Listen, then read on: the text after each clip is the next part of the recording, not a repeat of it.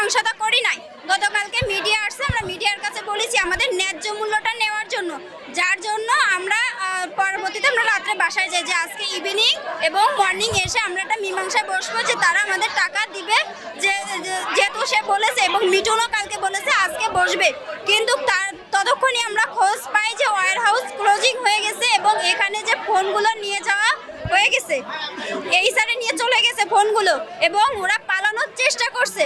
ততক্ষণই আমরা আসি, এসে আমাদের দেখি গেট আটকানো এবং প্রশাসনের লোক যায়, ওখানে থাকে প্রশাসনের লোক আমাকে হুমকি দেয়, হুমকি না আমাকে হচ্ছে ধমক দেয়, কথা বলে আপনি চুপ করেন, আমরা বলছি আমরা ন্যায্য টাকা নিতে আসছি, এখানে আমরা কোনো সহিংসতা করছি না। Lily ultra soft serum gel, যা গভীর থেকে স্কিনে দেয় 3 গুণ সিরাম হাইড্রেশন। সিরাম জেল হাইড্রেশনে ব্রাইট থাকো সব সিজনে।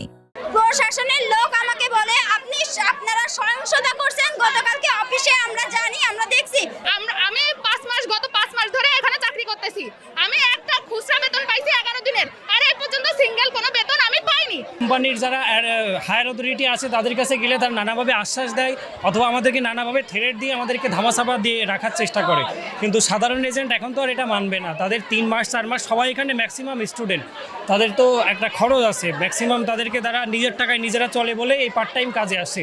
এখন সেটা দেওয়া হচ্ছে না বলেই সাধারণ এজেন্ট যারা ক্ষিপ্ত এবং আন্দোলন করলে নানা ধামাচাপা দিচ্ছে। আমাদের একজন অলরেডি নিচে গেট খুলে আসার সময় ওখানে আহত হয়েছে, সে হসপিটালে ভর্তি আছে।